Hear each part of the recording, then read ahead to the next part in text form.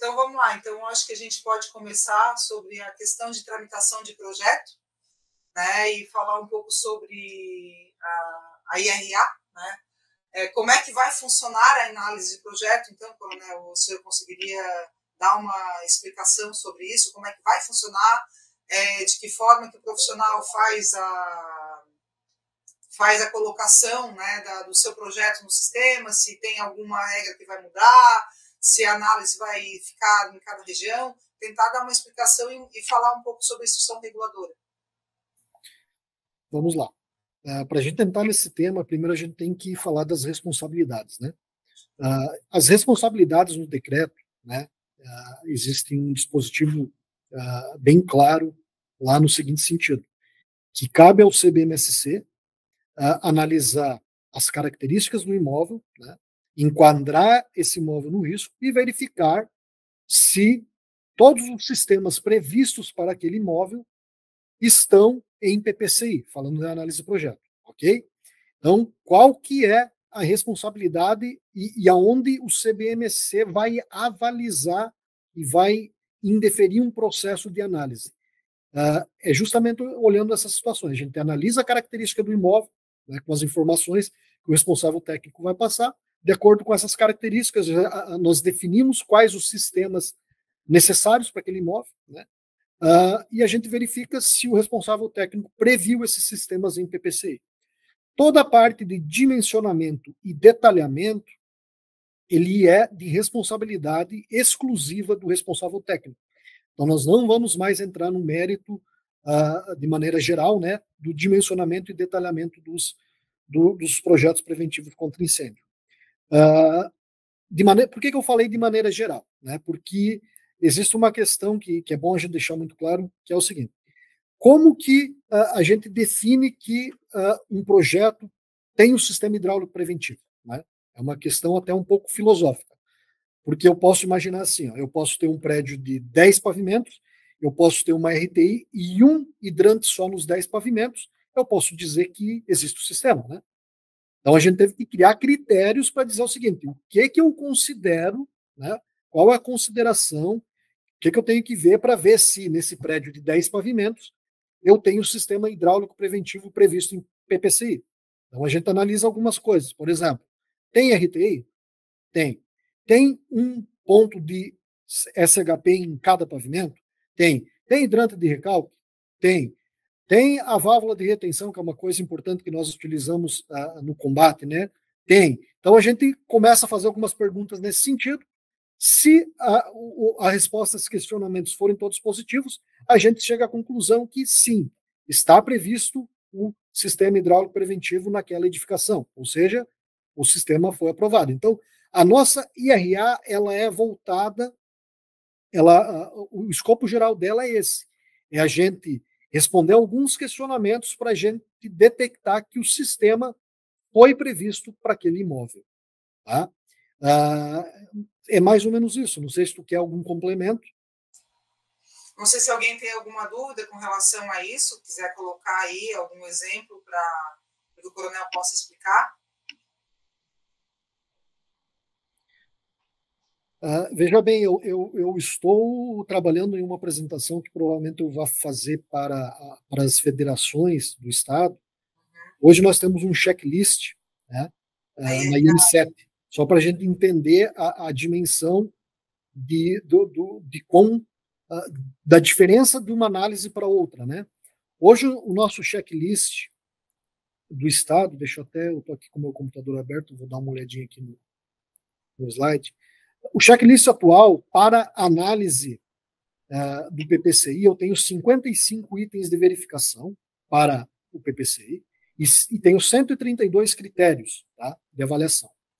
O ABITS eu tenho 67 itens e 158 critérios.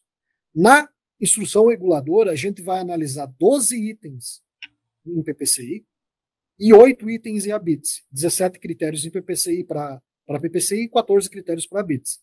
Então a gente pode ter uma noção da dimensão de que a gente vai fazer essa constatação global, né, de verificação de itens gerais, né? Certo. Ok? Essa IRA, Coronel, ela vai ficar disponível como um complemento da instrução normativa, já que o checklist está na nossa norma hoje ao final, ou não? Não. A instrução reguladora, como ela está definida em decreto, ela é um documento interno.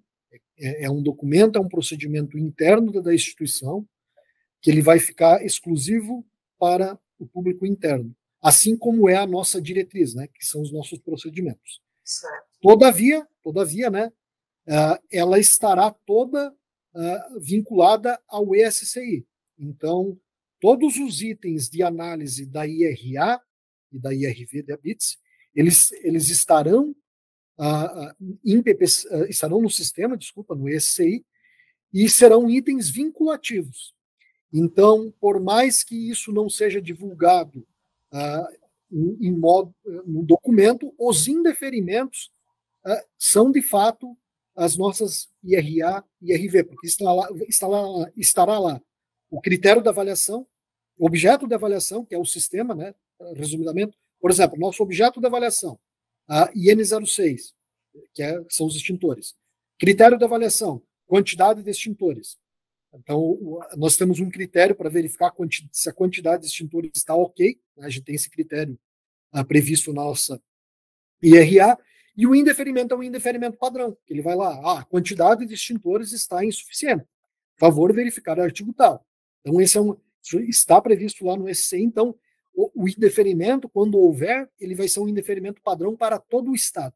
Então, nós não vamos mais ter o problema de ter um indeferimento aqui em Florianópolis, um indeferimento lá em Chapecó, um diferente em São Miguel, ou seja, os critérios eles serão os mesmos para todo o Estado. E uma coisa que a gente está prevendo, além disso, é que, além do indeferimento que ele está vinculado, o analista, ou o vistorador, no caso do ABITS, ele vai poder fazer algum comentário em cima daquele indeferimento para auxiliar o responsável técnico ou o responsável do imóvel a corrigir aquilo que está errado, né?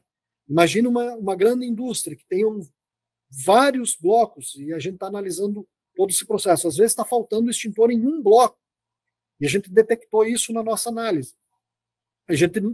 O analista vai colocar lá, para o bloco tal foi verificado que está faltando extintores. Então a gente vai dar um direcionamento para que o responsável técnico possa corrigir aquele erro. Ou seja, vocês mesmos podem ser os fiscais de que as instruções reguladoras estão sendo respeitadas, né? Porque não tem como eu colocar a quantidade de extintor e o item está a quantidade de extintor e eu escrever uma coisa que não esteja relacionada a isso no indeferimento abaixo. Então, pelo que eu entendi, o analista vai abrir o projeto, vai ter o seu checklist, a IRA, né, que é o seu checklist ali de análise, e ele vai verificar com relação, tem extintor?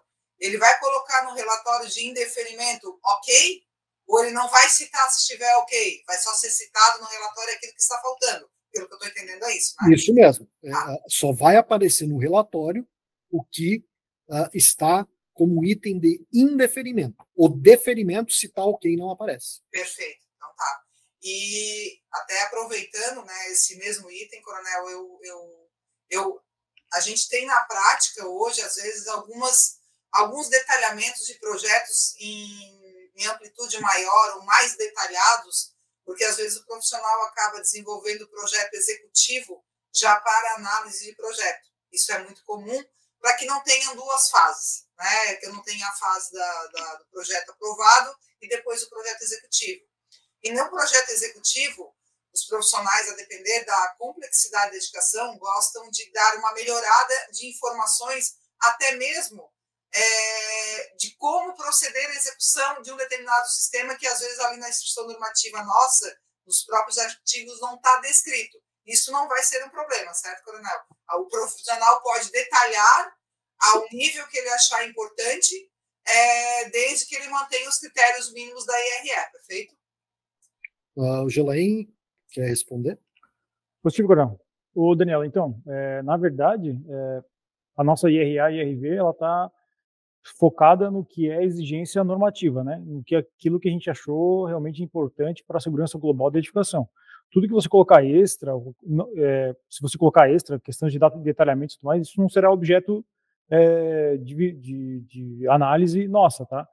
Não, se tu botar coisa a mais, não tem nada na RA e RV que vai me remeter a procurar coisas diferentes no seu projeto, tá? Então, assim, a não ser que, né, por exemplo, você está apresentando um projeto de um CPD, por exemplo, um CPD grande, a IN1 parte 2 não exige que faça algum outro sistema, e você quer colocar lá um sistema de CO2 ou alguma coisa assim. Se você está constando naquele projeto questões extras sobre projetos diferentes daqueles exigidos, daí, né, se você vai botar um sistema diferente, você vai ter que botar na íntegra o que esse sistema tá pedindo, né? Então, mas detalhamentos extras sobre execução, essas coisas, a gente não vai ser objeto, a gente não vai olhar isso, tá?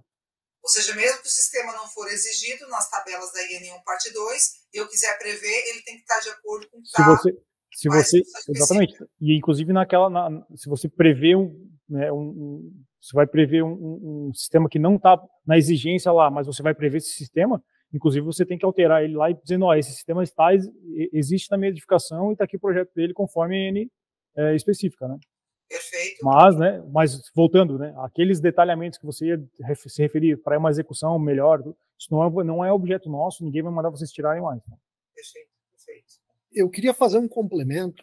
Eu acho que é muito importante a gente comentar sobre isso nesse momento, já que a gente está falando do que vai estar na IRA, o que não vai estar, o que vai ser objeto, o que não vai ser objeto, que é o seguinte: eu acho que todos os profissionais, né, técnicos do Estado, né, todos os empresários, enfim, todas as pessoas que utilizam, que precisam do atendimento do Corpo de Bombeiros Militar referente à segurança contra incêndio, eu gostaria do entendimento de vocês no seguinte sentido, de que a gente está dando um passo importante para melhorar um serviço que nós prestamos para a sociedade. A gente avalizou, a gente fez testes, a gente validou, enfim, a gente estudou bastante a situação. Mas nem tudo, nesse primeiro momento, a gente quer mudar a cultura interna de análise de processos. E essa mudança é uma mudança que, às vezes, ela não acontece assim. No dia 24 de abril desse ano, tudo vai estar funcionando 100%, né? Porque a gente tem uma cultura institucional arraizada de 40, 50 anos trabalhando com uma forma de metodologia de trabalho e a gente está mudando isso agora.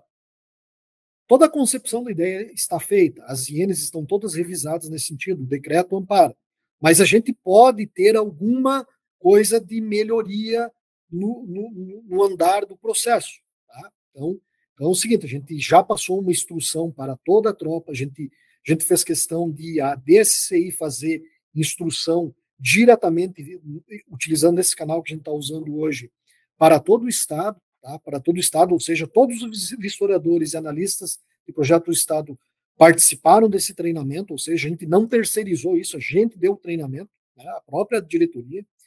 E enfim, né? Eu só queria deixar isso muito claro, por quê? Porque assim, como é uma situação nova e o conceito de segurança global, ele também é um conceito novo para nós, né? A gente deixou, tá? A gente deixou abaixo de cada item, de cada IN, né? Vamos supor, eu falo da IN 7, SHP. Existe um item lá que ele é temporário. E esse item ele se chama outros, tá? E esse item outros, né?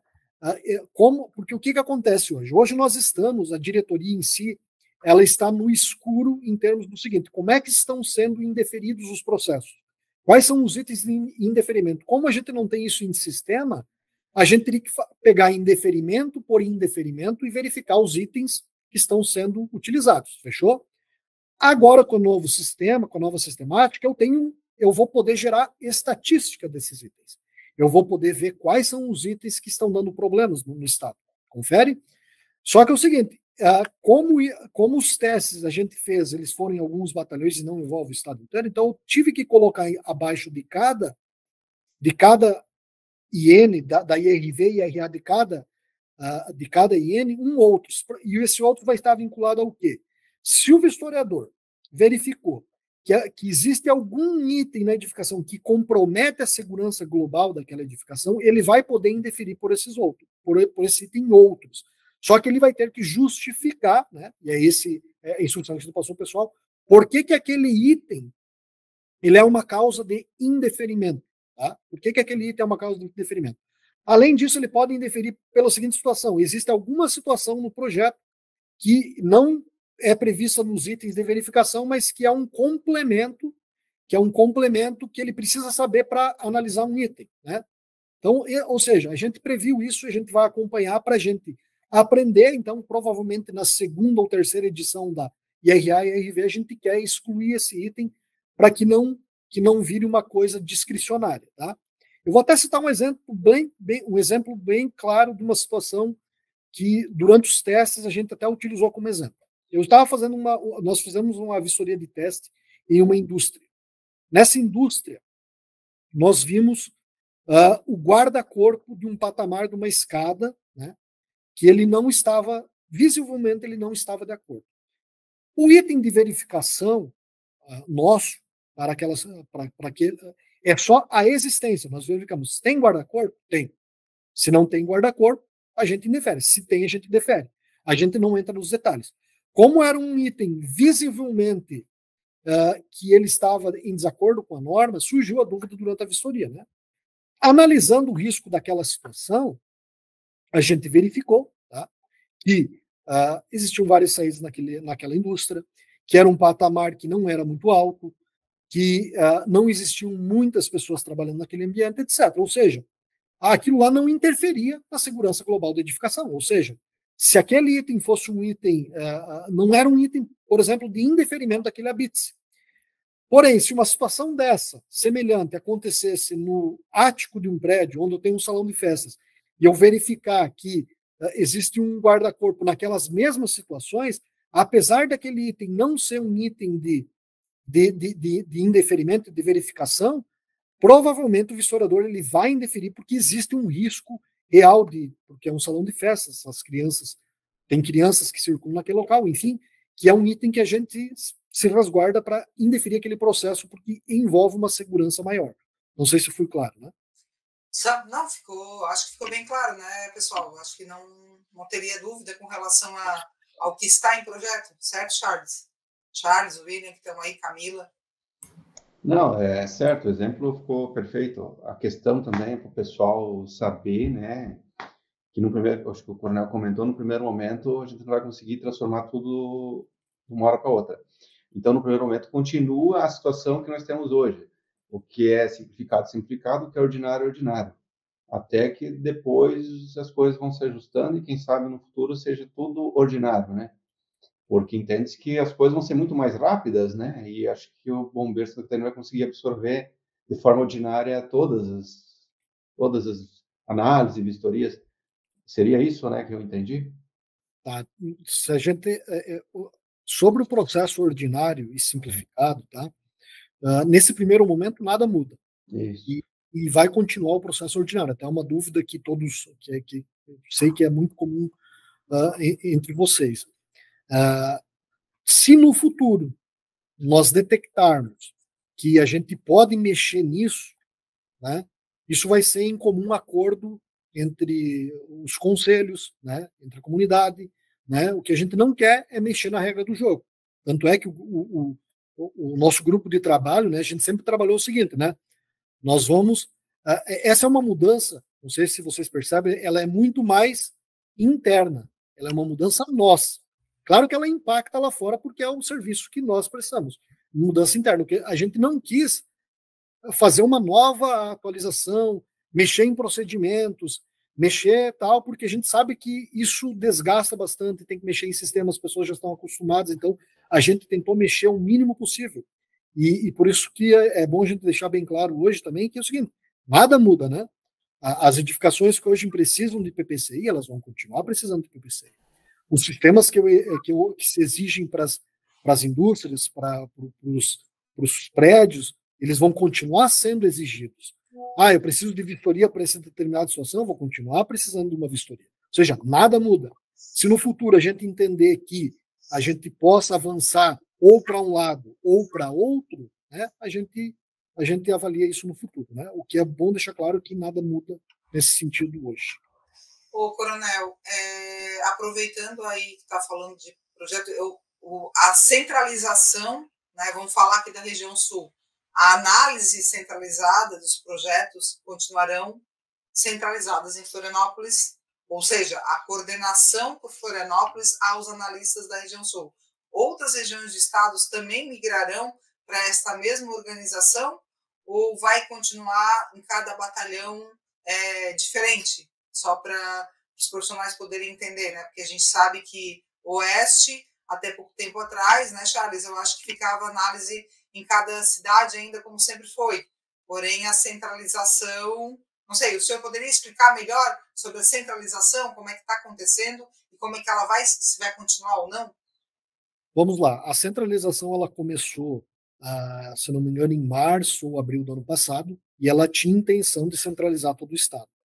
Nesse meio tempo, houve a troca do diretor, que foi quando eu assumi a diretoria, e como existia uma intenção de a gente mudar os procedimentos, como a gente está entregando, né, o Descomplica, a gente parou a centralização naquele estágio que estava, tá, até nós chegarmos no ponto que estamos hoje. Tá? O ponto que estamos hoje é o seguinte, dia 24, semana que vem, inicia a nova metodologia, né? O Descomplica entra em vigor. Com base nas informações e quando a gente aprender também internamente a trabalhar com a nova metodologia, a gente vai continuar o processo de centralização. Ou seja, nós vamos continuar e no futuro, tá? No futuro, todos os processos serão centralizados aqui na capital. Provavelmente ainda nesse ano de 2024, tá? Essa é a nossa intenção. Paralelamente a isso, nós temos duas regiões, que é a segunda região com sede em Lages e a terceira região com sede em Chapecó, estão iniciando um processo de centralização dentro das regiões. Então, todos os batalhões da região de Chapecó terão a fila centralizada, tá? E todos os batalhões da região de Lages terão a fila centralizada em Lages, tá? E a DSCI, depois que tiver a centralização feita nas regiões, centralizará aqui na capital. Perfeito. É claro que hoje a gente tem uma demanda um pouco reprimida, dependendo da quantidade de projetos que ficam na fila dos ordinários, né, mas com a implementação da IRA, esta fila tende a diminuir dos projetos ordinários. Essa nova metodologia, não digo a curto prazo, mas existe uma ideia de que vocês, né, consigam visualizar que essa redução da fila aconteça? Você tem alguma expectativa para que os profissionais consigam ter aí, né, uma ideia geral, até para o seu cliente, porque o cliente quer saber o projeto aprovado. Sim. Então, ele, né, quando é analisado.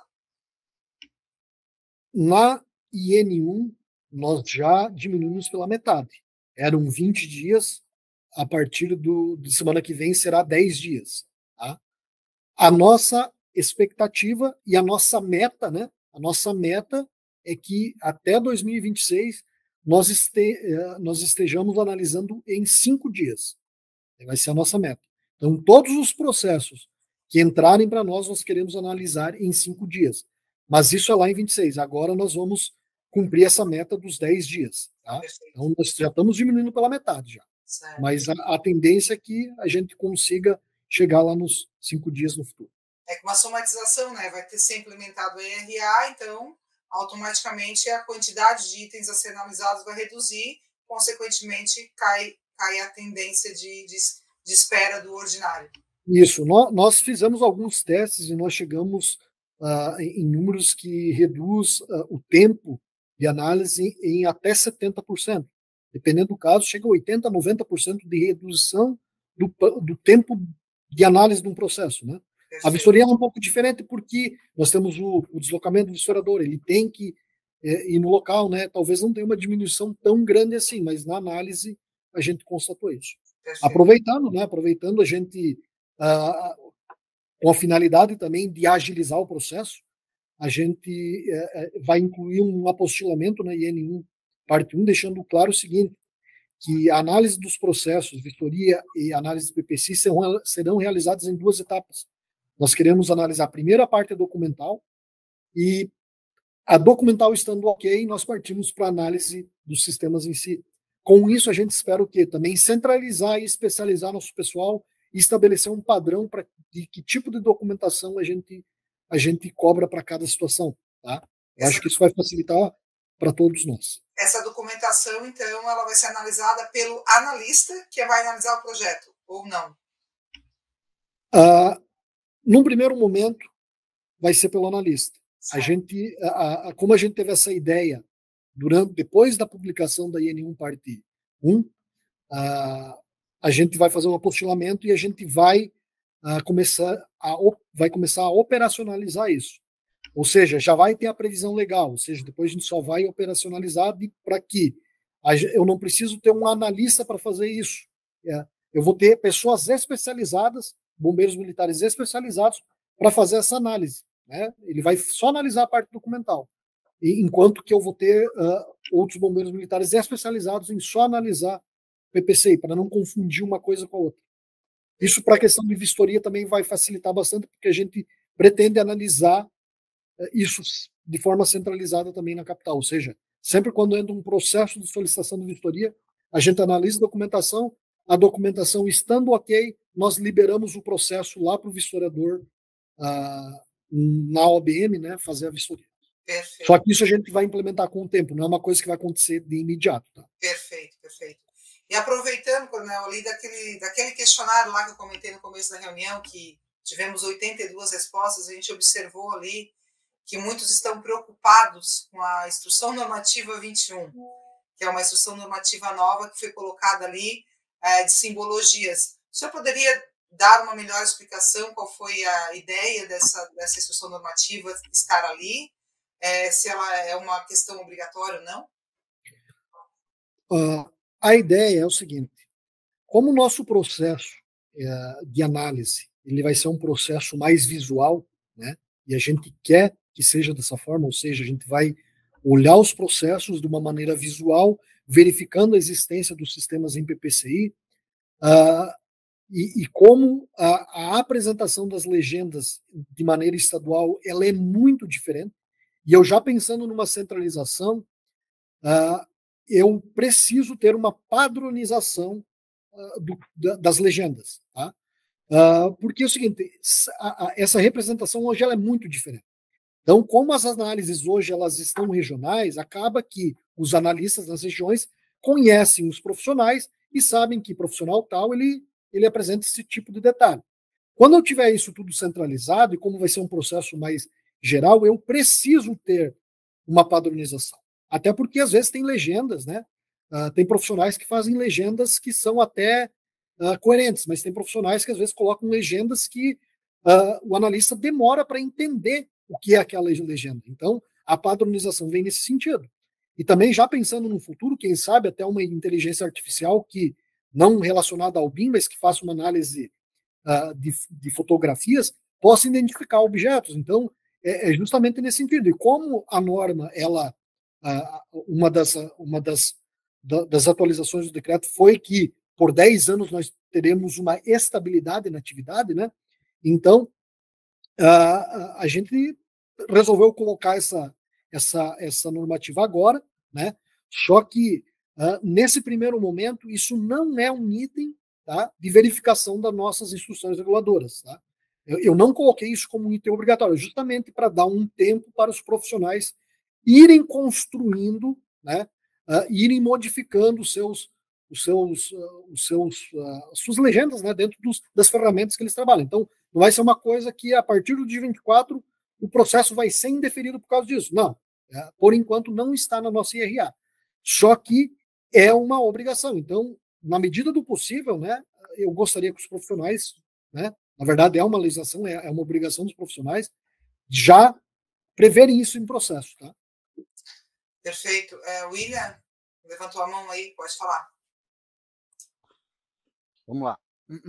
A gente debateu esses dias, Fazione, sobre isso, sobre essa questão da simbologia. Vamos lá. Eu tenho uma edificação onde ela está aprovada, agora na lei antiga, e eu preciso fazer uma alteração de projeto, tá? Uma alteração de layout. Aí essa alteração de layout, eu vou entrar com esse processo aí, sei lá, daqui 1 ano, 2 anos, não sei.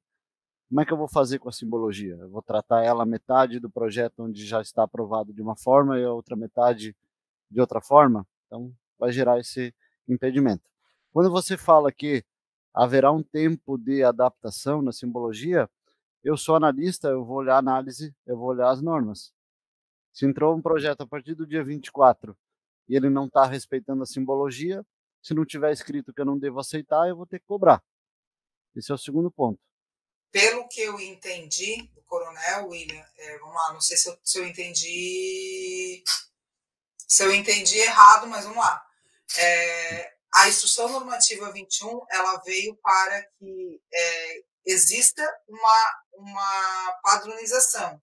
Porém, se a simbologia que eu adotar no meu projeto, ela for intuitiva, ou seja, nesse momento, ela não vai ser um item de indeferimento do projeto, ela não vai ser um item de problema no meu projeto, que ele vai ser, o teu projeto está indeferido, ou tu vai ganhar uma multa, ou tu vai ganhar um auto de fiscalização para adequar, eu não sei, eu estou entendendo que se não está na IRA, eu não precisaria nesse momento adequar.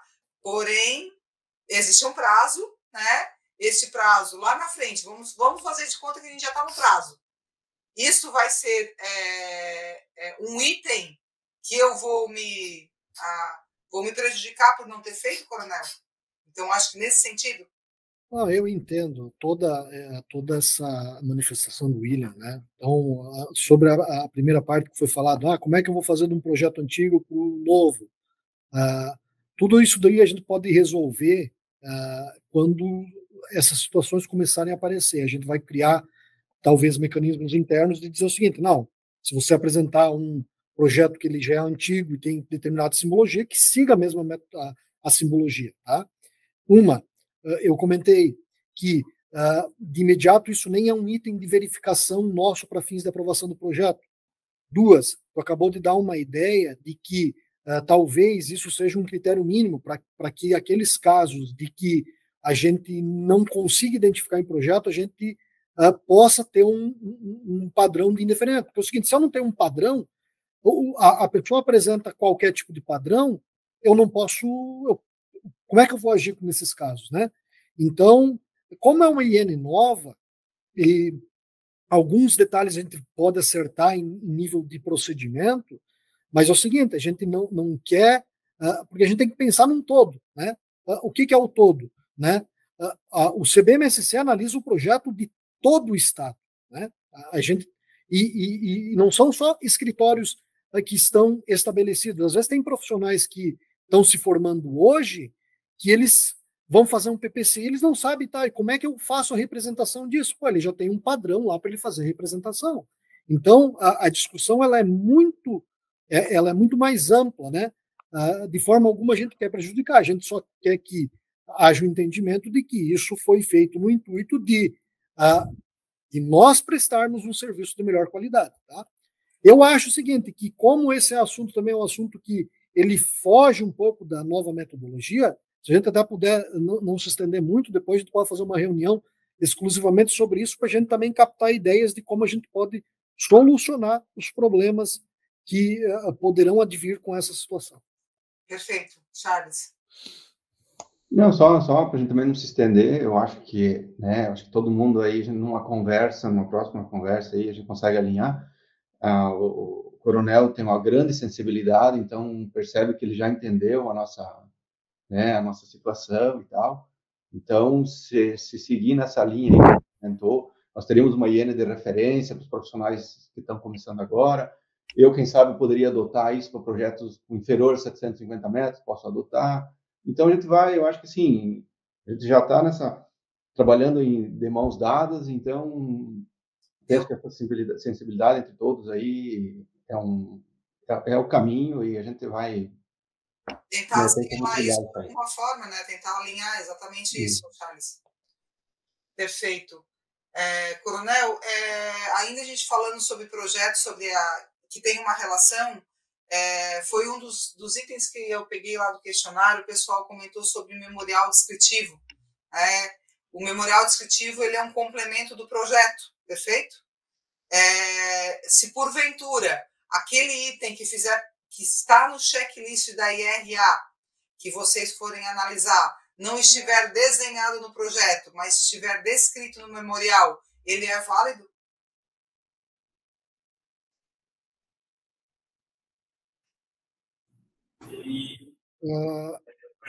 Gelainho, eu acho que é o Oscar, tu pode me ajudar nessa pergunta? Tranquilo. Tá. O projeto ele é composto pelas pranchas e o memorial. Então, o memorial é uma parte do projeto. Você vai colocar tudo aquilo que não deve estar ou não é possível constar nas pranchas, vai estar no memorial. Então, ele fazendo parte do projeto, a informação ali é válida. Tá? Na IN1 parte 2, nós trazemos os requisitos mínimos que devem constar nas pranchas. Tá? Então, se ele atende o que a N1 parte 2 traz, então, por exemplo, o caminhamento da escada, se tem lá que deve ter a cota dessa distância máxima percorrida em prancha, e ela não está, mas está no memorial, não está atendendo a N1 parte 2, então tem que estar na prancha. Tá? Então, tudo que tem que estar na prancha está lá na N1 parte 2. Todo o restante fica a critério do responsável técnico colocar isso em prancha, colocar em memorial, o analista vai ter que verificar essa informação. Assim como nas próprias INs específicas tem lá o que ele deve, né, alguns itens, deve constar em memorial tal e tal informação, né? Aquilo lá, então, deve ser registrado em material, no memorial. Perfeito, perfeito. Então, então acho que fica claro, né, porque a gente sabe que às vezes alguns memoriais eles são extensos e às vezes pode estar dificultando a análise. E aí a gente também, né, percebe que abrindo a prancha às vezes fica mais fácil, mas se segue o que está na instrução normativa 1, parte 2, isso não seria o problema. Ou seja, o profissional realmente tem que ler o que está lá na IN, o artigo específico, e atender no mínimo aquilo ali. Perfeito? Exatamente. Beleza. Como a gente vai ter uma mudança de norma semana que vem, acredito que... Norma não, de procedimento, vamos dizer assim, né? Vai mudar algumas questões. E a gente tem conhecimento que muitos profissionais já estão lendo, já estão se atentando às novas normas. A pergunta que não quer calar. Se o profissional quiser até o dia 23 desse mês protocolar um projeto perante as novas normas que estão lá, ele pode? Sim, ele pode, tá? Um projeto que ele foi, no caso ali, ele está em tramitação, ele não foi analisado ainda, ele já foi indeferido, retornou para as correções, tá? Ele pode ser apresentado na nova metodologia, tá? De acordo com o artigo 170, parágrafo 2º da N1, parte 1. Então, ele vai submeter a essa nova metodologia, fazendo o quê? Alterando o projeto, conforme as INs que estão publicadas e entram em vigor a partir do dia 24. Tá? Então, para que ele possa ser analisado de acordo com as IRs, eles têm que atender as INs novas. Tá? Então, se ele tem lá um projeto que está tramitando, que foi feito com base nas INs em vigor agora, ele tem que atualizar esse projeto para as INs que entram em vigor no dia 24. Tá? São poucas alterações que vão ser realizadas ali, porque a essência em si das normas não foram alteradas. Um ponto ou outro ali que vai ser necessário fazer uma correção, mas ele precisa fazer a atualização desse projeto. Sim, é possível, tá? Então, se eu tenho um projeto novo que eu não protocolei, eu posso utilizar, não preciso fazer nenhum requerimento, ou preciso citar isso? Como é que isso funciona para quem não protocolou ainda e já utilizou as novas normas, Oscar? Para quem não protocolou ainda, é só fazer a apresentação do projeto. Né? Mas tem que citar que está seguindo o novo padrão ou não? Se ele apresentar antes do dia 24, isso? Essa é a questão? Exatamente, a pergunta é essa. Se eu protocolar até o dia 23, eu quero protocolar dia 23 e seguir normal, eu posso ou não posso? A pergunta é essa. Não, deixa eu só esclarecer. Se quer seguir as novas normas e quer que seja analisado através da IRA, o protocolo tem que ser no dia 24. Okay. Se for protocolado hoje, Pode protocolar hoje, mas ele vai ter que apresentar um requerimento no dia 24, dizendo o seguinte: eu quero que seja analisado pela metodologia tal, conforme artigo tal da IN1, artigo 170, se eu não me engano. Exatamente. Daí a gente difere o requerimento, daí a gente vai analisar pela metodologia nova. E aí daí gera um indeferimento do projeto no sistema? Não é gerado nenhum indeferimento. É excluído aquele protocolo e feito um novo? Não é excluído o protocolo. Tá. Camila? Tá, e se eu fiz uma ampliação de um projeto que já está aprovado, eu fiz a ampliação, ele retornou para mim com correção, e agora eu quero que ele entre pelas novas normas. Então, eu tenho que fazer um requerimento e protocolar após o dia 24? Como se fosse um projeto novo, né? Tanto ele vai ser uma alteração de uma parte, quanto todo o projeto, a tramitação é a mesma. Então, se deve entrar desejo for entrar na metodologia nova, deve-se fazer um requerimento. Ou após o protocolado do dia 24, não é necessário apresentar o requerimento, tá?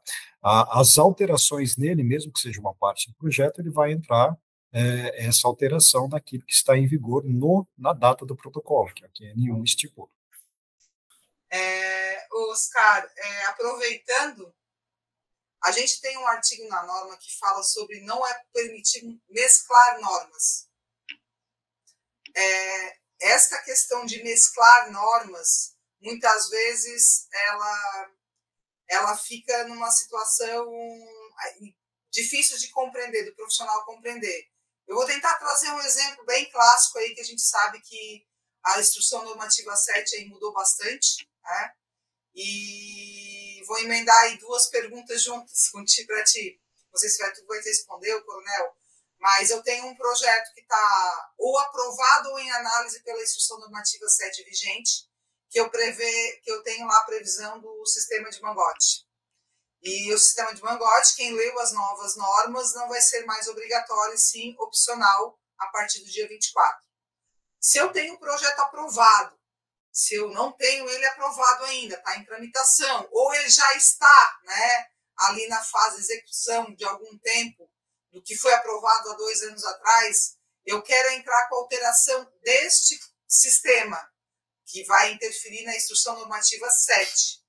Bom, eu tenho lá a Instrução Normativa 7, que eu tinha obrigação de mangote, agora não tenho mais, e eu também tenho a obrigação lá, quem conseguiu ler a Instrução Normativa 7 vai compreender que a condição da reserva técnica de incêndio já mudou um pouco, né, do que a gente vem atribuindo no estado inteiro, ou seja, a reserva de incêndio ela é o reservatório de consumo. Se eu não quiser alterar isso pela nova Instrução Normativa, eu não preciso? Ou eu tenho que arrumar? Não sei se tu conseguiu entender. Sim. A pergunta ela vai ter ali vários fatores, tá? E daí qualquer coisa, se eu esquecer dessa questão da tomada de água do ponto de consumo, você me lembra ao final, tá? Porque foi unido ali várias coisas em uma coisa só. Exatamente, aqui é para aproveitar isso. A pergunta aí que tem uma relação. Tranquilo, então vamos lá. Poderia ser feito de várias formas, né? Só que, ao a gente possibilitar várias formas dessas alterações, teria lugares possibilitando de uma forma, outros entendendo de outra, e outros de outra, e é onde começam as discrepâncias, né? Lá em Chapecó aceitarem de uma forma, em Florianópolis de outra forma, e a DSI achar de outra forma. Tá? Então, exatamente com essa questão de padronização de ações, tudo, o critério definido, tá, foi esse. Então, tudo que está aprovado pode ser alterado no sistema, pode. Não vai ser considerado uma mescla de norma, você, por exemplo, pegar ali um projeto que está aprovado e fazer a alteração apenas do sistema hidráulico, que é o que ocorreria daqui 20 anos, né? Você tem lá um sistema, foi na norma lá de 2014, mas agora você precisa alterar, teve uma ampliação da rede, ou aquela rede de gás, a tubulação já não serviu mais, teve que fazer uma ampliação, uma coisa, tem que passar uma nova rede de gás. Então não faz sentido você ter que adequar todos os sistemas às novas exigências, né? E somente aquele sistema. Então, o que foi definido projeto aprovado, você pode fazer uma solicitação de alteração de projeto, que até tem depois, acho, uma questão com relação aqui, que deve escrever, né, sobre isso, uma alteração de um sistema. Então, se você vai entrar com uma alteração, ó, estou alterando o SHP, estou alterando o sistema de gás canalizado, você vai fazer alteração específica daquele sistema, e isso é possível. Tá? Agora, para os projetos que estão tramitando em andamento já protocolados, isso não é possível. Tá? Então, a definição é de que, para que você atenda a nova metodologia, deve adotar todas as normas em vigor, ou seja, todos os seus outros sistemas também devem passar a atender o que as novas INs falam. Tá? Então, você não pode só pegar ali seu projeto, que todos os sistemas seguem ali as normas em vigor atualmente, e mudar somente o hidráulico para a IN, que passa a vigir a partir do dia 24. Tá? Então, para projetos aprovados, é possível mudar só aquele sistema. Projetos em tramitação é necessário alterar todos os sistemas. Então, é a forma também que a gente teve para padronizar o procedimento, e em qualquer lugar do estado vai ser dessa forma. Projeto aprovado, ok, projeto em andamento, altera-se todos os sistemas ali. Tá? Ok, não, está respondida, acredito que não tem problema nenhum. O coronel levantou a mão, quer falar antes de eu continuar? É só complementar o porquê disso, porque é o seguinte, são duas metodologias de análise diferentes. Então, ou o analista vai analisar através da IRA, ou ele vai seguir a metodologia antiga. Então, os processos que estão tramitando na metodologia antiga tem um padrão que o pessoal analisa, os itens, os artigos de referência são outros, já pode ter até havido algum indeferimento, ou seja, continua na metodologia antiga até a aprovação, aprovação ou reprovação, ou mais um indeferimento, enfim, ou seja, até a aprovação desse projeto. Se o empresário ou o responsável técnico quiserem mudar, né, só para deixar bem claro, eu tenho que mudar a metodologia. Então, eu não analiso mais pela metodologia antiga e eu vou analisar pela IRA o processo. Eu não posso, quando eu fizer isso, eu só analisar um sistema. Ou analiso todos ou analiso nenhum. Desta forma, então, daí o RT vai ter que fazer a solicitação e daí eu vou analisar todos os sistemas, começar do zero, né? Porque daí é uma análise diferente, porque são artigos diferentes, por exemplo. Ou seja, se eu tiver um indeferimento de um processo, de um PPCI, e eu quiser ir para a metodologia nova, o RT tem que ter conhecimento do quê? Que aquela análise anterior, ela não vai mais ser objeto de conferência nosso, nós não vamos olhar os itens indeferidos e nada. A gente vai começar uma análise completamente do zero. Tá? Ou seja, então, se o profissional quiser mudar só o sistema da hidráulico preventivo que compete a 7, depois projeto aprovado, entra com alteração, dia 24, dia 25 se protocolou o projeto já aprovado, tá? E em virtude dessa flexibilidade, vou usar a palavra flexibilidade que a IN7 trouxe do Mangote. Eu vou alterar, entro lá, como o Oscar falou, estou alterando o sistema hidráulico preventivo. Como está entrando na nova metodologia, todos os outros sistemas que eu também não mexi vai ser analisado novamente. Ou não? Não, se o processo estiver aprovado, como o Oscar comentou, não. Se o processo está aprovado, não. Se o processo está em tramitação, sim. E é bom deixar claro o seguinte, se eu já tive duas análises na metodologia anterior e o RT resolver que ele prefere se adequar às normas novas, as análises vão continuar contando, porque a gente fez duas análises. Então, quando eu analisar de novo, vai ser já a terceira análise, né? Ou seja, apesar de estar começando ela do zero, mas ela vai ser a terceira. Isso é importante deixar claro, né? Porque os profissionais vão entender que zera aquela taxa paga que é referente à quantidade de análise. Isso é importante deixar bem claro. A gente até prefere que o que começou na metodologia antiga vá até o final, né? Para que porque existe todo já um acompanhamento do processo, né?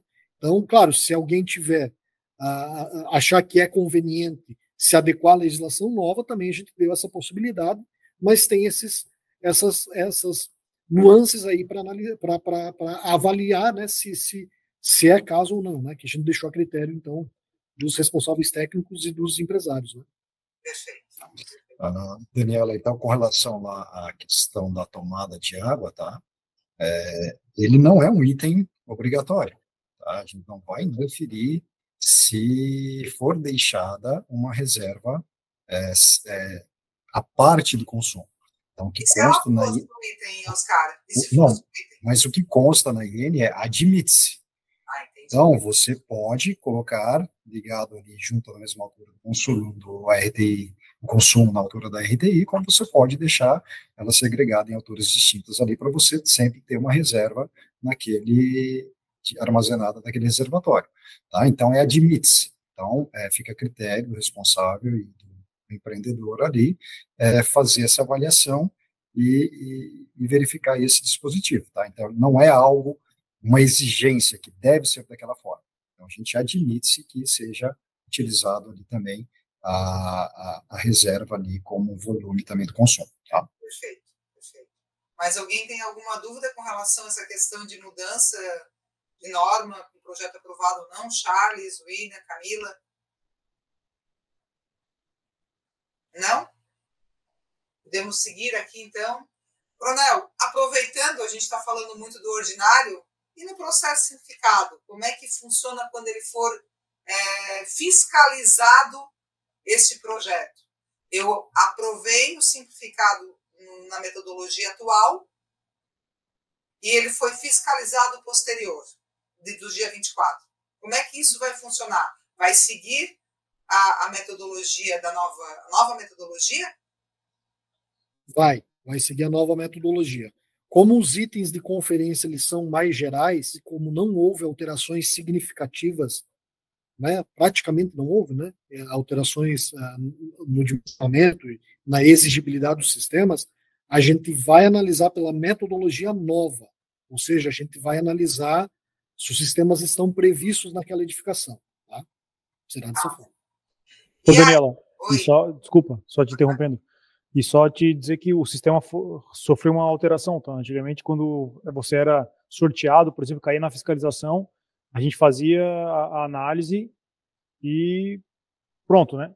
A partir de agora, não. Toda vez que você é pego na fiscalização, ele entra e ele vai dar, o projeto muda e ele segue o rito do ordinário, tá? Ele do começo ao fim, ele segue o rito do ordinário. Ok, então simplificado deixa de ser simplificado e começa a ser ordinário. Sim, daí ele vai ser analisado até o final conforme o padrão. Fala, Charles. Vilainho, eu vou receber um e-mail quando vir essa chave aí, eu recebo um e-mail, pelo menos para eu poder ficar monitorando, porque hoje em dia tem acontecido isso, e daí tem correções fazer, gera uma F e eu não fico sabendo, eu fico só sabendo porque eu recebo um e-mail de uma F, eu não recebo um relatório, né? Não sei se o sistema vai ter algum gatilho. Então, teve uma alteraçãozinha, inclusive antes, se você caía na malha fina, digamos assim, vamos chamar de malha fina, você recebia e você podia consultar o relatório de indeferimento, que não é relatório de indeferimento, e sim de vistoria, né? Foi alterado o processo e hoje você não consegue ver. Mas a ideia é que, como ele vai virar ordinário, você consegue ver todas as peças normais, tá? Você vai conseguir ver se você foi indeferido, o relatório de indeferimento e o passo a passo de como vai seguir conforme o padrão. Pois é, mas eu não vou saber que eu caí na malha fina se eu não receber um e-mail ali, né? Não sei se seria importante, porque... Entendi, não, entendi. Tem outro projeto, daí tu não vai conseguir... Não, eu entendi o que eu vou conferir com o Cesário se está sendo encaminhado ou não, tá? Essa questão do ECI, mas não vejo por que não encaminhar, tá? Certo, beleza. E aproveitando, já que a gente entrou na questão de autofiscalização, né?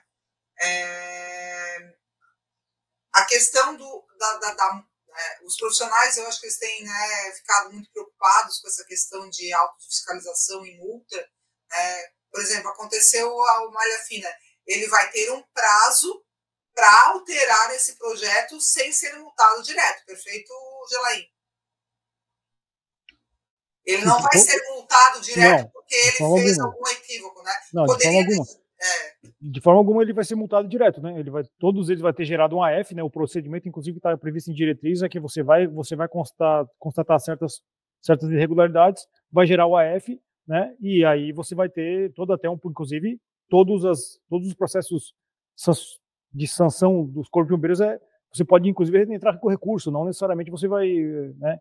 Então, fica aberto isso aí, fica aberto o AF para apresentação de, sei lá, de projeto ou qualquer coisa do tipo nesse sentido, e você pode entrar com recurso também, você pode pedir prorrogação, você pode, né, fica não. Tem que ver só o que a legislação diz com relação a algumas multas podem ser aplicadas diretamente, tá? Perfeito. Em alguns casos específicos, sim. E daí, de acordo com o que está na lei, né? Exatamente, o que está na lei, exatamente. Mas de forma alguma, algum item que é passível de IAF vai dar uma multa automática. Não, isso não vai acontecer. Eu ia só comentar o que o Gelain comentou agora para o final, mas pegar o gancho no que ele falou, né? Que existem situações que, por exemplo, né, de falta de documento, de declaração falsa, né? Esse tipo de situação, ela não cabe à F, né? Ela cabe a aplicação de penalidade, tá? Só deixar bem claro, né? Nós temos casos de, por exemplo, ao invés do PPCI anexado, está lá um projeto arquitetônico, e o PPCI não está anexado. Então, isso não é um EF, isso daí já cabe a outro tipo de sanção. Ou o autodeclaratório sem assinatura. Ele assinalou ali e não colocou a assinatura dele que está declarando que atende às normas. Isso. Ou você declarou tal coisa e você não fez absolutamente nada do que você declarou. Tem que, na verdade, são uma falsa declaração, né? Então, tem algumas coisas previstas na lei e no decreto que já geram multa automática porque fica caracterizado o dolo, digamos assim, do dolo ou má fé, né? Ou má fé, assim, né? Agora, questões gerais envolvem sistemas que podem dar interpretações distintas, não. Isso não tem como, porque você pode fazer recursos ou qualquer coisa do tipo e discordar do nosso posicionamento. Perfeito. Douglas levantou a mão aí, pode... Nesse sentido da declaração, né, inclusive da declaração falsa, fazer uma declaração que vai haver tal sistema e no final o sistema não ser instalado, só para desencargo de consciência, trazendo o exemplo do autodeclaratório de Florianópolis, quando você sobe as informações no sistema, o processo trava até que as três partes se deem por ciente, né, que é o responsável por projeto, o responsável pela execução e o proprietário. Quando você vai subir o processo, você cadastra esses três endereços, essas três partes, né, e o processo não anda até que cada um deles dê a ciência para que o processo ande. Nós teremos esse tipo de coisa, ou toda a responsabilidade ela fica apenas no colo do responsável de projeto, que às vezes não tem pulso firme, digamos assim, no caso de ser alguém menos experiente, recém-formado, para fazer com que o proprietário, lá no fim da linha, execute tudo da forma como tem que ser executado. Nós vamos fazer algumas adequações no sistema. A gente não fez isso porque a gente está deixando o sistema preparado para absorver a nova metodologia. E isso envolveu bastante trabalho da equipe que trabalha com ESCI. Mas a intenção nossa é que todas as declarações, todos os documentos, que eles têm um padrão previsto na IN, ou seja, toda essa situação ela esteja dentro do ESCI, ou seja, que sejam partes do processo de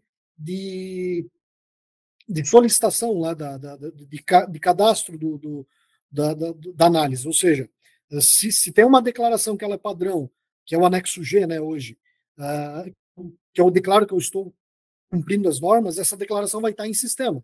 E no futuro, ou seja, isso daí, para ele seguir com o processo, ele tem que dar um aceite lá no sistema e essa declaração nunca mais vai faltar. Hoje ela falta porque é uma ação da parte do responsável técnico anexar um documento, né? E isso, tudo que, como eu disse, que é previsto em norma, existe um padrão do documento, ele vai estar dentro do sistema para dar o aceite e a assinatura dentro do sistema. Não sei se responde. Pode falar. Só complementando, Douglas, o sistema ESI ele está sendo trabalhado ali no módulo de vínculos, tá? Então você tem ali quem é o responsável pelo projeto, ele vai ser responsável pelo projeto. Ele não vai responder se lá depois o responsável proprietário não resolver instalar, por exemplo, o hidrante. Tá? Se no projeto você caiu numa fiscalização e verificou que no projeto tem o hidrante, o responsável pelo projeto está safo. Tá? Que depois na execução, por que não tem hidrante aqui? Aí vai ficar duas pessoas ali para comprovar de quem que é a culpa, que é o proprietário e o responsável pela execução. Tá?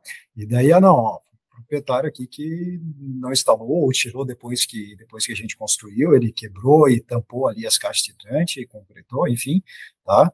Então, esse modo de vínculo, cada um vai ser responsabilizado pela parte que lhe compete, tá? Então, aquela questão ali de falsa declaração, tudo isso tem mais a ver, né? Você tem um projeto, ele prevê, né, exigido SHP pela norma, e no projeto não tem o hidráulico, né? Foi suprimido esse sistema ali, né?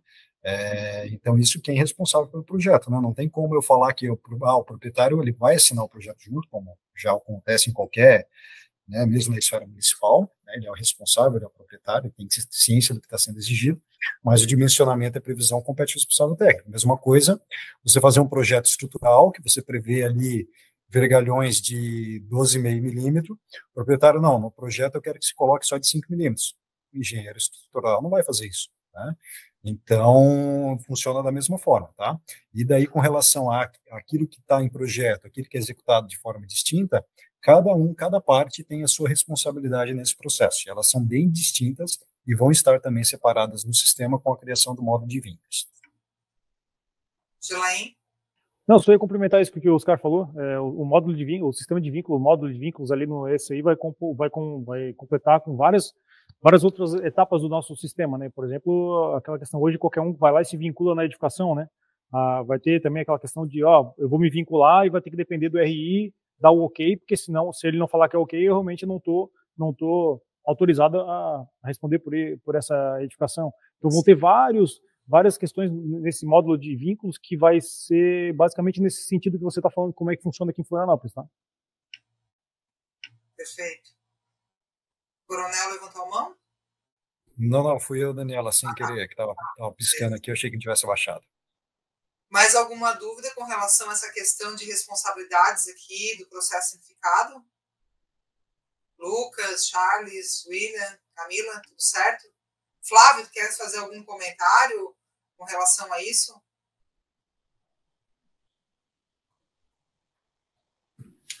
Não, Daniel, eu acho que o alinhamento é esse mesmo. A gente já havia conversado anteriormente e eu acho que devemos seguir nessa linha.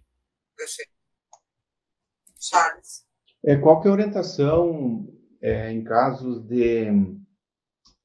Foi dado alguns exemplos aí, por exemplo, eu vou executar uma obra e eu fui ver que o projeto precisaria ter detecção e não tem. Qual que é o caminho do profissional? No primeiro momento, a gente vai procurar o profissional projetista e informar, eu entendo que deveria ter, mas senão o caminho seria acionar a ouvidoria do bombeiro, acionar o bombeiro local, algum nesse sentido, ou eu toco o projeto assim e depois, se estiver errado, lá para frente se discute. Porque, eticamente, a gente teria que, né, conversar com o profissional, organizar, ele que reaprova o projeto, né? Mas, se alguma pessoa perceber nesse sentido durante a execução, qual que seria a orientação? O que o pessoal tem feito ultimamente, ou ninguém tem feito nada também? Vocês me entenderam? Sim, entendi, Charles. A ideia, né, até que a própria legislação trouxe é o quê? O compartilhamento de responsabilidades. Tá? Então, nessa situação específica, se você tem um projeto que precisaria de detecção e não tem, você detectou isso, pode você falar com o proprietário, com o autor do projeto. Se ele decidiu não prever, na verdade, quem vai estar cometendo uma infração é ele. Tá? É porque aquele que é responsável pela execução, ele precisa atender a 2 critérios para que ele cometa uma infração. Um é não seguir o que o projeto diz, e, além disso, também não seguir o que a norma diz. Ou seja, ele precisa ter a somatória ali de 2 ações para resultar numa infração. Então, se o projeto não tinha detecção e você tocou conforme o projeto, você não cometeu a infração. A infração vem lá, já na fase do projeto, tá? Agora, você não está previsto no projeto, e você instalou lá, né, falou, o projeto não prevê, precisa para certificação, depois que o bombeiro vier vai ter problema, pode resultar em multa, tal. O proprietário, não, beleza, vamos instalar a detecção. E você colocou diferente do projeto, mas você está seguindo as normas, você também não cometeu uma infração. Porque para cometer infração você tem que não se atentar ao que o projeto fala e também não ao que a norma fala, né? Ou seja, por exemplo, um projeto lá que prevê uma escada de 1,65, exigido por norma é mínimo em 20 e você executa ela com 80.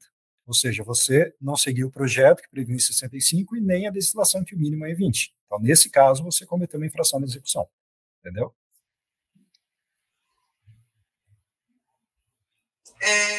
eu acho que ficou entendido, né? Eu acho que o pessoal aí, profissionais, se atentarem bem às normas e para evitar problemas, né? Certo, Douglas? Ficou mais alguma dúvida com relação a... Aí, nesse caso explicado agora, configura a infração tanto do responsável por execução quanto pelo responsável do projeto. O projeto não previu e o executor não seguiu o projeto aprovado, mas não seguiu a norma, né? Então, os dois caem. Isso. Na verdade, ali, cada um responde pela sua parcela de culpa. Né? Daquilo que a legislação prevê. Exatamente. Bom, a gente falando de projeto e a gente vem vindo com a SCI que foi implementado somente naquela situação que eu acho que a Camila colocou ali com relação de alteração de projeto e preocupação. O processo hoje ele é todo digital, né? Então a gente tem adotado alguns critérios aí de padronização com relação a quando eu preciso entrar com alteração de projeto, ou seja, o profissional digitaliza o projeto físico, faz uma digitalização daquelas plantas todas aprovadas que tem o carimbo, projeto lá de 10 anos atrás, ele entra no sistema lá, faz a migração do processo do físico para o digital, faz todo aquele procedimento, né, isenta a taxa, para criar um deferimento no sistema novo, e entra com a alteração de projeto, para o analista que for pegar, compreender o que foi aprovado antes e o que está sendo alterado. A minha pergunta para vocês é a seguinte: a gente sabe que no Estado, né, existe essa dificuldade, tem essa dificuldade, né, de digitalizar o processo. Vocês, por acaso, discutiram entre vocês um procedimento diferente que poderia ser adotado para essa situação, quando o profissional não tem acesso a uma digitalização rápida para entrar e tramitar essa edificação? Ô, Daniela, se eu não me engano, o Oscar pode me corrigir, mas isso foi retirado da IN 1 parte 1, tá? Isso não existe mais essa exigência de você digitalizar o processo. Então, se você vai fazer uma alteração de um PPCI que já está aprovado e tudo mais, que era antigamente no papel, você apresenta a alteração dele digital e bola para frente. O que é antigo no papel fica no papel. Então, mas se for uma ampliação, apresenta a parte ampliada, a parte existente aprovada no próprio arquivo, dizendo que está aprovado, e a ampliação é que vai ser analisada. Exatamente. Okay. Camila? Tá, mas... Desculpa, corrige-me se eu estiver errado, tá, Oscar? Não. Tá, mas se é uma empresa grande, por exemplo, eu tenho já 10 mil metros quadrados aprovado lá em 1990. E agora não existe mais esse projeto em digital, ele é feito em nanquim, vamos imaginar assim. Eu vou ter que redesenhar e apresentar ele desenhado no sistema, ou só entro com a ampliação? Depende, tu vai ampliar quanto? Vai ampliar só a parte nova? Vai ampliar... Quantos por cento? Isso, você tem que verificar lá o que vai ser. Mas, por exemplo, eu tenho eu tenho uma empresa hoje que eu tenho já 64 mil metros aprovado. E eu vou ampliar agora mais de 50%. Então, quer dizer, o novo projeto, relevante que... Você vai ter que pegar a N5. Tá? Quando você tem ampliações de até 20%, isso não vai impactar nos sistemas. Então, você vai apresentar a sua ampliação, ela já é possível. Tá. Então, você vai ter lá os 64 mil metros quadrados, você vai colocar ali, mesmo ela sendo compartimentada ou não compartimentada, não vai influenciar, é a mesma exigência. Ok, essa é uma situação. Ampliações até 50%, mais de 20% e até 50%, você vai ter que, para não ser exigido nada na área existente, fazer a compartimentação. Então, você pode apresentar a prancha só dessa ampliação, informando que ela está compartimentada em relação à existente. Ok? Tá. Segunda possibilidade. Agora, mais que 50%, isso, se não for um bloco isolado, ele vai influenciar no restante. Então, você vai ter que fazer todo o projeto desses 64 mil com mais esses 32 mil. Tá. Ou seja, fazer o levantamento geral da empresa e entrar novamente até 50%. Porque é um novo projeto, né? Sim. Ele ampliou, influenciou no que já era existente, então o que era existente ele não é válido mais.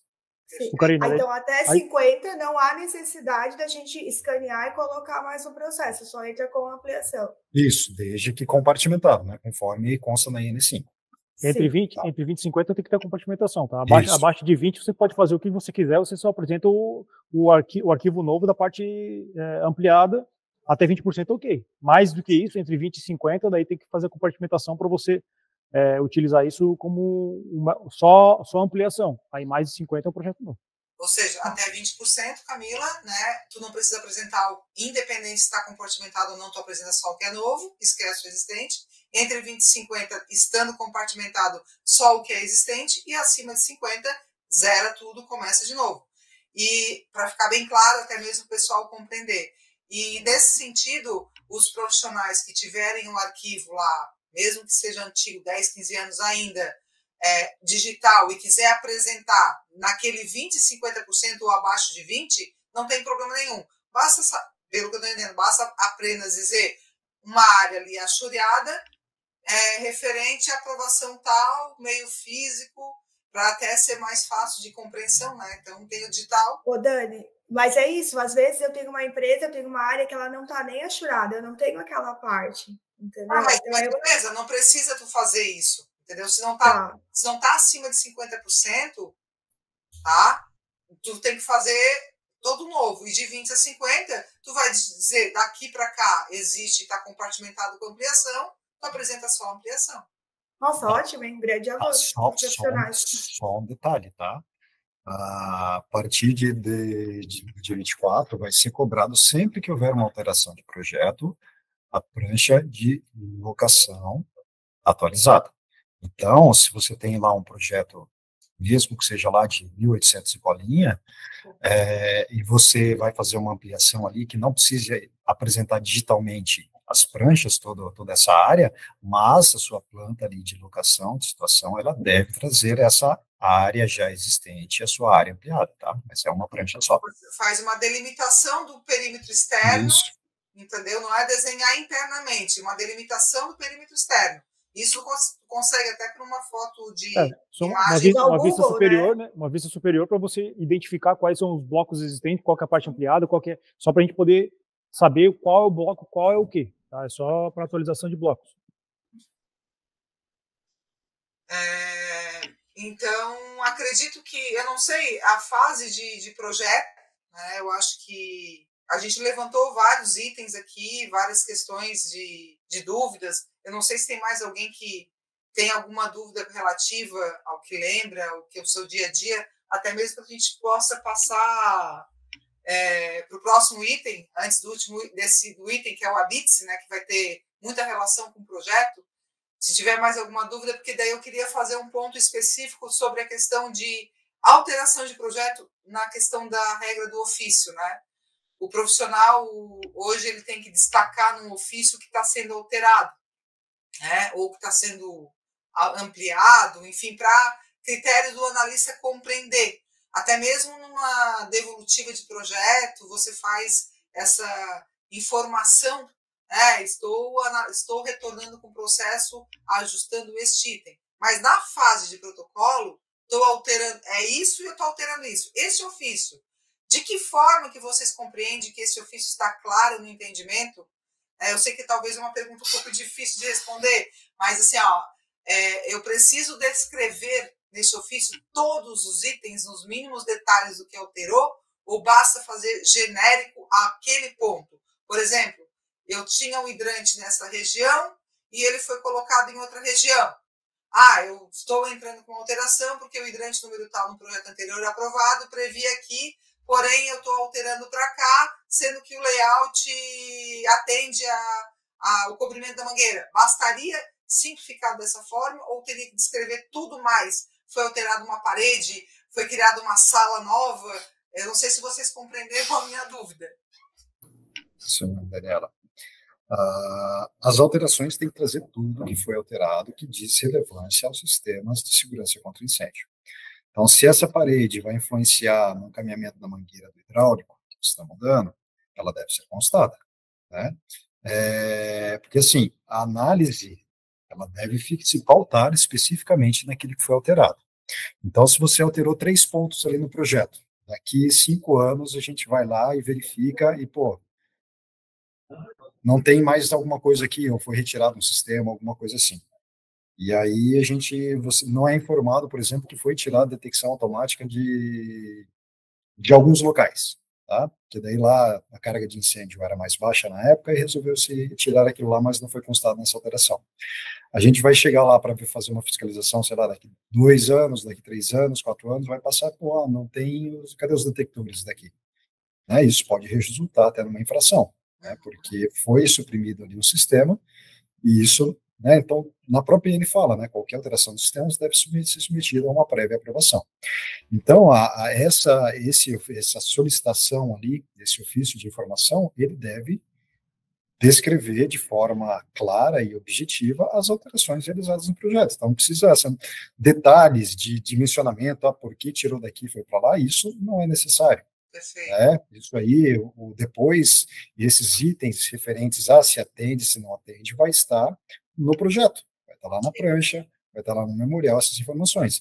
Então, ali é só para que o analista consiga se orientar, ele vai pegar aquele projeto, o que ele vai olhar lá? O que foi alterado? Ah, foi alterado o ponto de hidrante da sala tal para a sala, para outra sala. Ah, foi feita uma ampliação de um bloco isolado em relação à edificação principal na face sul da edificação.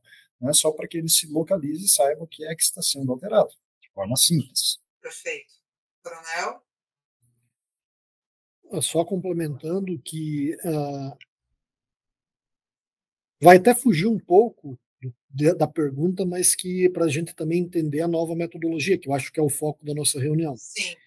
Então, muitas coisas de que hoje, talvez, as situações, o exemplo que tu deu, pode ter acontecido isso com vários profissionais ao redor do Estado, talvez os itens que a gente está conferindo hoje, eles não são mais itens de conferência da nossa instrução reguladora interna. Tá?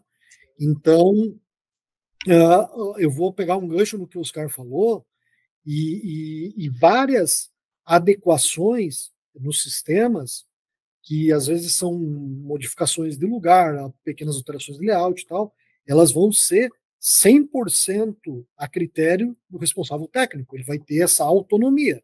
Mas, ao mesmo tempo, né, como o Oscar falou, não só para a conferência nossa, mas até para resguardo dos profissionais técnicos.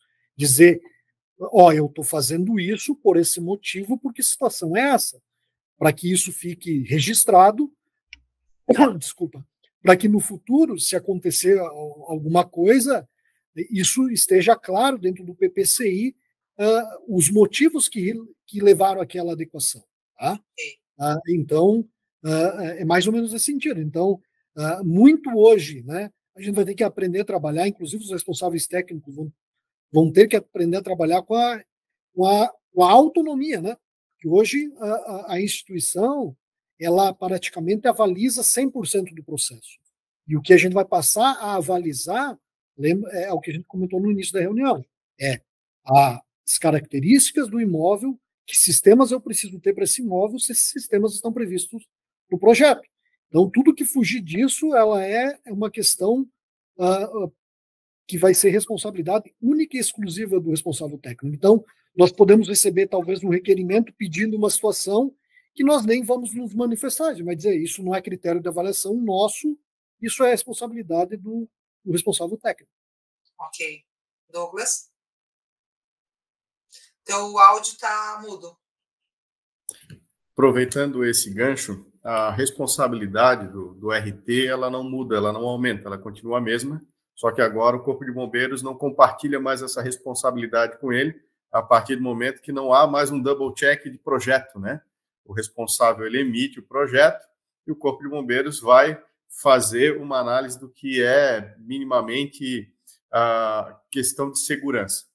Então, eu entendo que isso vai gerar um ruído grande agora no início, e um termômetro importante que nós vamos ter aí é a diminuição da fila de análise de projetos e, eventualmente, o aumento na fila de indeferimento de habite, né? Quando chegar lá na frente e vê que o projeto foi mal feito, né, não estava completamente certo, e os habites não serão emitidos. Aí vocês vão ter, né, o Corpo de Bombeiros começar a sofrer uma procura não só dos responsáveis técnicos, mas também dos proprietários de obra.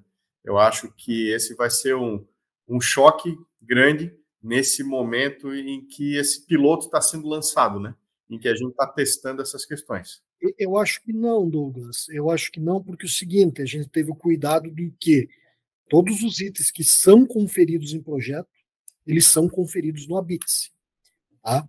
Então, o que não pode haver são eu ter determinadas características do imóvel. Declarar e não fazer. Declarado. Eu tenho lá um prédio de 7 andares no projeto. O vistoriador vai chegar lá e ele vai ter que ver um prédio de 7 andares. Se ele for lá e ver um prédio de 50 andares, ele vai indeferir, entende? Então, tudo que é conferido no projeto é item vinculante, com raríssimas exceções no ABITS.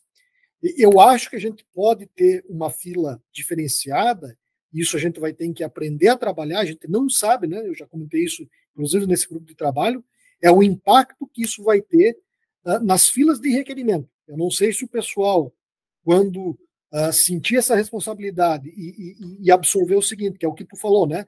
Que a responsabilidade de vocês continua a mesma. O que o bombeiro saiu é de uma etapa do processo. Até que ponto o pessoal vai se sentir inseguro e começar a fazer requerimento de coisas que não são mais critério de avaliação nossa. E é talvez nesse ponto que a gente vai ter que depois evoluir, ver como é que vai acontecer para saber como a gente vai lidar, né? Mas, de fato, a gente não vai entrar nesse mérito, nem em requerimento. O declaratório, ou descomplicado, né, ele já é uma realidade em vários municípios do Brasil, em relação a prefeituras, vigilância sanitária, e o projeto simplificado, né, como o William estava colocando no começo ali, ele não é simplificado para o responsável técnico, ele é simplificado para análise, porque vigilância sanitária, por exemplo, nós fazemos um anteprojeto, fazemos um projeto executivo, mas nós agora temos que fazer um projeto simplificado também dentro dos padrões da vigilância sanitária, que não é um projeto que é utilizado em obra, é utilizado só para análise.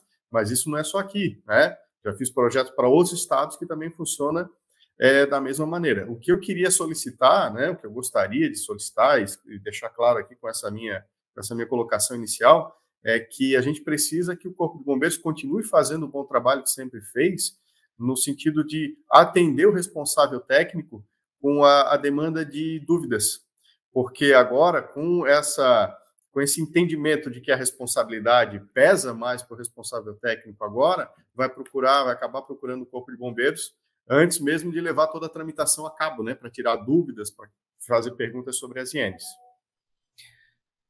Nós vamos continuar com os nossos atendimentos, né? Essa é uma outra demanda que pode surgir, que você frisou muito bem agora, né? De talvez aumentar a fila, né? E aumentar a demanda por consultas, né? Uhum. A gente tem essa ideia que isso pode acontecer. Não sabemos até que ponto, mas também nós não podemos transferir uma demanda de um local para outro, né? Sim, a gente não pode simplesmente, eu pego os analistas que eu tenho no estado e deixar tirar dúvidas, eu vou deixar eles sem tempo para fazer análise, e a fila da análise vai continuar a mesma. A gente tem que atacar esse problema de uma outra forma, que a gente já discutiu também nesse grupo, que é a criação de uma talvez uma pós-graduação, talvez a instituição disponibilizar um curso gratuito de maneira online. A gente vai trabalhar alguma forma nesse sentido, para que os profissionais que têm algum tipo de dúvida, eles possam procurar esse material, procurar essa especialização, procurar essa fonte de informação, para que não precise direcionar isso a um analista ou a um bombeiro militar, que ele está disponível lá, a incumbência dele é fazer a análise do processo em si.